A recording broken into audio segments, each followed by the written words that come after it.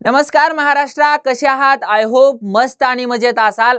आजच्या सेशन मध्ये आपण पाहणार आहोत मराठीच्या उरलेल्या या फक्त आणि फक्त काही दिवसांमध्ये अधिकाधिक मार्क्स कसे मिळवायचे, ज्याच्यामध्ये पूर्णपणे 80 मार्कांचा रोडमॅप आपल्यासाठी काय असला पाहिजे। ज्या विद्यार्थ्यांनी आतापर्यंत मराठीचं पुस्तकही उघडून पाहिलं नाही, अगदी त्यांच्यासाठी सुद्धा डिस्टिंक्शनच्या पुढे जाण्यासाठी अगदी काय केलं पाहिजे या विषयीच्या काही मूलभूत गोष्टी मी तुम्हाला सांगणार आहे। त्याच्यासाठी तुम्हाला आहे ना कनेक्टेड राहायचं आहे आपल्या महाराष्ट्र अनअकॅडमी 9 and 10 चॅनलवर, ज्याच्या माध्यमातून या उरलेल्या 5 दिवसांचा रोडमॅप आणि या 5 दिवसांमध्ये नेमका आपण या मराठी विषयाची कशी तयारी करून घेणार आहोत त्याचा मी पूर्णपणे साचा तुमच्या समोर मांडणार आहे। सगळ्यात पहिल्यांदा माहित करून घेऊयात मित्रांनो, आपल्याकडे मुळात मराठी 80 मार्काचा पेपर असतो, ज्याच्या माध्यमातून ह्या 80 मार्काचा पेपर 5 सेक्शन मध्ये विभागलेला असतो है ना। विभाग पहिला ज्याच्यामध्ये तुमचा आपल्या गद्य विभाग असेल, पद्य विभाग असेल, स्थूल वाचन असेल आणि सगळ्यात महत्त्वाची गोष्ट विद्यार्थ्यांना अधिकाधिक भीती ज्या विभागाची वाटते तो म्हणजे व्याकरण विभाग।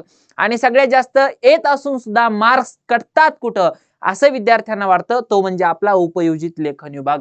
या सगळ्या 5ही सेक्शनचा जर विचार केला तर सगळ्यात पहिलं आणि दुसरं जे सेक्शन असणार आहे तुमचं है ना गद्य आणि पद्य विभाग, ज्याच्या माध्यमातून आपण आज जो 34 मार्कांचा प्रकार आहे, 34 मार्कांसाठी हे 2 सेक्शन आलेले असतात। ज्याच्यातला पहिला विभाग जो आहे गद्य विभाग, ज्याच्यात 2 उतारे आपल्याला आलेले असतात। एक असतो पठित है ना, पठित आणि एक अपठित उतारा। पठित उतार्यामध्ये 2 उतारे असतात जे आपल्याला 7-7 मार्कांसाठी विचारलेले असतात। अपठित जो गद्य उतारा असतो तो आपल्याला 4 मार्कांसाठी विचारलेला असतो। ज्याची जे प्रश्नांचं स्वरूप असतं ते कशा पद्धतीने असतं हे आपण ज्याची लिंक मी डिस्क्रिप्शन मध्ये दिलेली आहे। लाईव्ह सेशन झालेला आहे, लाईव्ह सेशन उद्या जे आपल्याला होणार आहे त्याची मी लिंक या ठिकाणी दिलेली आहे, ज्याच्यामध्ये आपण पूर्णपणे फक्त डिस्कशन करणार आहोत पहिल्या 2 सेशन मधले जे 34 मार्क आहेत, म्हणजे हे 18 मार्क्स आणि सगळ्यात महत्त्वाची गोष्ट म्हणजे पद्य विभागाचे 16 मार्क्स। हे 18 आणि 16 असे 34 मार्क्स पैकी एकही मार्क्स आपला कटता कामा नये। सगळ्यात जास्त भीती असते विद्यार्थ्यांना ती म्हणजे कविते संदर्भातले कविताचं सेशन। अर्थातच हा पद्य विभाग विचारला गेलेला आहे विद्यार्थ्यांना प्रत्येक वेळेच्या परीक्षेसाठी 16 मार्कांसाठी। हे 16 मार्क सुद्धा कन्फर्म करण्यासाठी जो आपला पहिला प्रश्न असतो तो म्हणजे सूचनेनुसार कृती पूर्ण करा, हा 8 मार्कांसाठी असतो। याच्यामध्ये आपल्याला 4 प्रश्न विचारलेले असतात। पहिला प्रश्न असतो चौकट पूर्ण करा किंवा आकृतीबंध पूर्ण करा। सगळ्यात महत्त्वाची गोष्ट म्हणजे काही कवितेच्या ओव्या दिलेल्या असतात आणि त्या ओव्यांचा अर्थ हा तुम्हाला तुमच्या शब्दात पूर्ण करायचा आहे। याच्या विषयीचे जे प्रश्न आहेत ते साधारणतः PYQ जरी आपण पूर्ण केले तरी सुद्धा हे पद्य विभागातले 16 मार्क्स आपले कुठेही जात नाहीत आणि याची विशेष तयारी सुद्धा आपण या लाईव्ह सेशन मध्ये करून घेणार आहोत। दुसरी महत्त्वाची गोष्ट म्हणजे काव्य सौंदर्य आहे, अर्थ सौंदर्य आहे, विचार सौंदर्य आहे। हा शेवटचा 2 मार्काचा प्रश्न तुम्हाला पद्य विभागामध्ये कन्फर्म विचारला गेलेला असतो। आणि एक सगळ्यात महत्त्वाची गोष्ट म्हणजे दुसरा जो प्रश्न असतो हा कन्फर्म, याच्यामध्ये फक्त हे विचारतील कविता बदलेल, या ठिकाणी कविता बदलेल, याच्यामध्ये काय करायचे खालील मुद्द्यांच्या आधारे कोणत्याही एका कविते संदर्भात। मुळात या ठिकाणी कविता 2 विचारलेले असतील। हा एक PYQs मधला मी प्रश्न उचललेला आहे, उत्तम लक्षण किंवा आकाशी झेप घेरे है ना, किंवा याच्यापेक्षा आणखी दुसऱ्या कोणत्याही 2 कवितांसंदर्भात तुम्हाला प्रश्न विचारला जाऊ शकतो। जे प्रश्न तेच असतात, प्रस्तुत कवितेचे कवी किंवा कवयित्री यांचं नाव लिहायचे, हा प्रश्न तुम्हाला 1 मार्कांसाठी असणार आहे। कवितेचा नेमका विषय कोणता आहे तो लिहायचा आहे 1 मार्कांसाठी। आणि सगळ्यात महत्त्वाची गोष्ट म्हणजे ही तुम्हाला कविता आवडते का, आवडत नाही का, मग आवडत असेल तर का आणि नसेल आवडत तर का, हे कन्फर्म प्रश्न असतो 2 मार्कांसाठी। अशा पद्धतीने हा 4 मार्कांसाठीचा दुसरा प्रश्न कन्फर्म असतो। याची तयारी सुद्धा आपण पद्य विभागामध्ये करून घेणार आहोत। दुसरी महत्त्वाची गोष्ट आहे सगळ्यात शेवटचा पद्य विभागातला प्रश्न 4 मार्कांसाठीचा रसग्रहण। सगळ्यात जास्त विद्यार्थ्यांना भीती वाटते पद्य विभागात ती म्हणजे रसग्रहणाची। आणि रसग्रहणा संदर्भातल्या तुमच्या जर काही डाउट्स असतील, तुम्हाला वाटत असेल सर या ओवी बद्दल सुद्धा रसग्रहणावर आपल्या लाईव्ह मध्ये चर्चा झाली पाहिजे असं जर तुम्हाला वाटत असेल तर तुम्ही कमेंट सेशन मध्ये तुमचा प्रश्न लिहू शकता। ठीक आहे, हा झाला पद्य विभाग ज्याच्या माध्यमातून 16 मार्कांची भीती नाहीशी होणार आहे। आता राहिलेला प्रश्न आहे तो म्हणजे 6 मार्काचा आपला स्थूल वाचन. आता या स्थूल वाचनामध्ये इथून मागचे जसं की तुम्ही एका प्रश्न पहा, व्युत्पत्ती कोशाचे कार्य लिहा किंवा व्युत्पत्ती कोशाबद्दल थोडक्यात माहिती लिहा. मला सांगा हा प्रश्न वारंवार वारंवार वारंवार किती वेळेस विचारला गेलेला आहे? म्हणजे दरवर्षी साधारणतः मार्च आणि जुलैमध्ये जे आपल्या परीक्षा होतात त्या दोन्हीपैकी एका परीक्षेत हा हमखास असणार. म्हणजे असे काही प्रश्न आहेत है ना, माणुसकी बद्दलचा प्रश्न आहे किंवा व्युत्पत्ती कोशाबद्दलचा प्रश्न आहे. अशा बरेच प्रश्न आहेत जे वारंवार विचारले जातात. अशा स्थूल वाचनातल्या या विभागामध्ये या प्रश्नाबद्दलची चर्चा सुद्धा आपण एक स्पेशल लाईव्ह सेशन घेऊन त्याच्यामध्ये करणार आहोत. चला दुसरी महत्वाची गोष्ट असणार आहे ती म्हणजे सगळ्यात जास्त भीती आपल्याला विद्यार्थ्यांना वाटते ती व्याकरणाची. भाषाभ्यास अर्थातच व्याकरण. आता या व्याकरणामध्ये नेमकं काय काय विचारलेले बघा, शब्दसिद्धी समास या दोन गोष्टींची जास्त भीती वाटते ना, ते 2-2 मार्कांसाठी विचारले जातात आणि याची ज्यावेळेस आपण लाईव्ह सेशन मध्ये चर्चा करू, तुमचे जे काही डाउट्स असतील त्याबद्दल चर्चा करू, त्यावेळेस तुम्हाला शब्दसिद्धी आणि समास याच्याबद्दल यत्किंचितही भीती राहणार नाही, त्याची गॅरंटी मी देतो. वाक्प्रचार आहे ना, अर्थ सांगून वाक्यात उपयोग करणं असेल, हे 4 मार्कांसाठी विचारलेलं असतं. हे 4 मार्क सुद्धा विद्यार्थ्यांच्या अगदी हक्काचे असतात. लेखन नियम ज्याच्या माध्यमातून लेखन नियमाचा वापर करून आपल्याला वाक्याचं शुद्धीकरण वगैरे हे सगळे प्रकार 2 मार्कांसाठी असतात. आणि हे जे तुम्हाला या ठिकाणी एवढे सगळं दिसत आहे ज्याच्यामध्ये शब्द समूहासाठी एक शब्द लिहिणं असेल, अर्थपूर्ण शब्द बनवणं असेल, समानार्थी असेल, विरुद्धार्थी शब्द लिहिणं असेल, वचन बदला किंवा वचन ओळखणं हा सुद्धा प्रश्न आहे. विरामचिन्हांचा योग्य तो वापर करणं आणि परिभाषिक शब्द ज्याच्यामध्ये इंग्रजीमध्ये शब्द दिलेला आहे त्याचं मराठीमध्ये ट्रान्सलेशन करणं किंवा कधी व्हाईस वर्सा, असे हे एवढे प्रश्न एका एका एका एका मार्कासाठी विचारले जातात. म्हणजे हा पूर्ण व्याकरणाचा भाग असतो तो आपल्याला पूर्ण 16 मार्कांसाठी. याच्यावर सुद्धा एक स्पेशल लाईव्ह सेशन होणार आहे ज्याच्यावर आपण या संपूर्ण 16 मार्कांबद्दलची चर्चा करणार आहोत. आणि सगळ्यात शेवटचे तुमच्या हक्काचे मार्क्स जिथं असतात, सगळं काही येत असतं, फक्त किती लिहायचंय, कसं लिहायचंय, कोणतं लिहायचंय.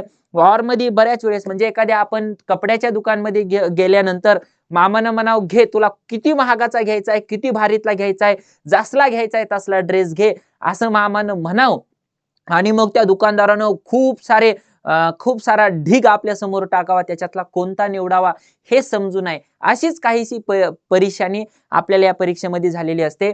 हक्काचे वाटतात 24 मार्क्स, पण ते तेवढे हक्काचे नसतात.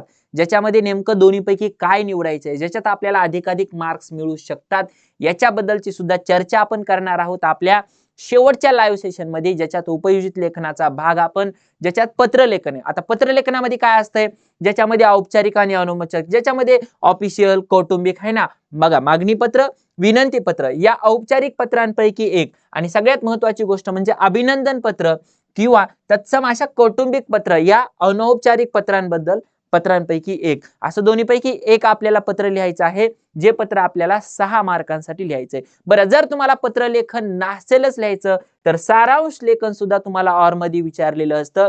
पण विद्यार्थ्यांसाठी ह्याच्या आधीच्या मागच्या सेशन मध्ये मी चर्चा केलेली आहे.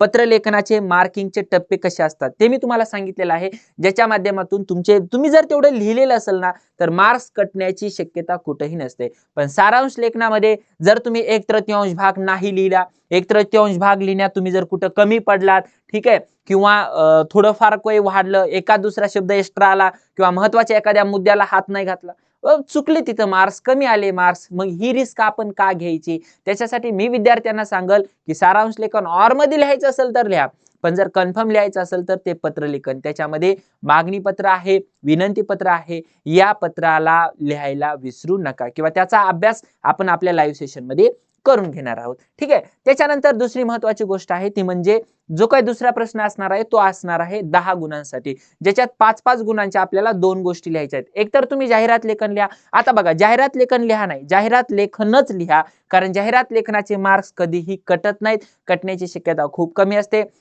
बातमी लेखन लिहायला सुरुवात करत असताना ती तुम्हाला हमेशा भूतकाळात लिहावी लागते, चुकू नये है ना, वर्तमान काळाचा किंवा भविष्य काळाचा वापर नाही करायचा, अशा काही गोष्टी असतात. हेडलाईन लिहा, त्याच्यानंतर सब हेडलाईन लिहा, याच्याबद्दलची सुद्धा चर्चा आपण मागच्या सेशन मध्ये केलेली आहे, पण उपयोजित लेखनाच्या सेशन मध्ये सुद्धा करणार आहोत. ठीक आहे. आता बघा हे सगळं करत असताना दुसरा एक प्रकार असतो तो म्हणजे कथालेखन, यालाच ऑर म्हणजे सगळ्यात पहिल्यांदा जाहिरात लेखन आणि कथालेखन जरी लिहिलं तरी तुम्हाला या ठिकाणी 10 मार्क हे तुमच्या हक्काचे आहेत, बातमी लेखनाच्या वाटेला जाऊ नका. परंतु ऑर मध्ये तुम्हाला वेळ भेटला तर मग तुम्ही बातमी लेखन लिहा, पण शक्यतो बातमी लेखनापैकी जाहिरात लेखन आणि कथालेखन या दोन गोष्टी तुम्हाला 10 मार्क हक्काचे मार्क्स मिळवून देऊ शकतात. लेखन कौशल्यामध्ये 3 प्रकार असतात, ज्याच्यामध्ये 8 मार्क्स आहेत, ज्याला आपण पहिलं निबंध लेखन म्हणायचो. या निबंध लेखनामध्ये थोडक्यात काय काय दिलेलं आहे, प्रसंग लेखन, आत्मकथन आणि वैचारिक लेखन. याच्यामध्ये सगळ्यात महत्वाची गोष्ट म्हणजे बघा, आपण म्हणतो ना हे फार नेतृत्व, वैचारिक नेतृत्व आहे. वैचारिक म्हणजे काय असतं, ज्याच्यात तुमचा अभ्यास असतो. मग एखादा विषय दिलेला आहे, उदाहरणार्थ वायू प्रदूषण आहे ना, रोखणे काळाची गरज. मग वायू प्रदूषण का होतंय, मग वायू प्रदूषणाचे वैज्ञानिक कारण काय आहेत, वायू प्रदूषण रोखण्यासाठी वैज्ञानिक उपाय काय आहेत, ठीक आहे. अशा सगळ्या गोष्टी मांडत असताना तुम्ही तुमच्या अभ्यासाचं प्रकटन करता. पेपर तपासणाऱ्याला वाटू शकतं पहिल्या 4-5 ओळ्या वाचल्यानंतर अरे काय अभ्यासू विद्यार्थी आहे. मग असं जर प्रेझेंटेशन तुम्हाला स्टार्टिंगला करता येणार असेल तर या 8 मार्कांपैकी अधिकाधिक मार्क्स मिळवून देण्याची किमया हे वैचारिक लेखन करू शकतंय.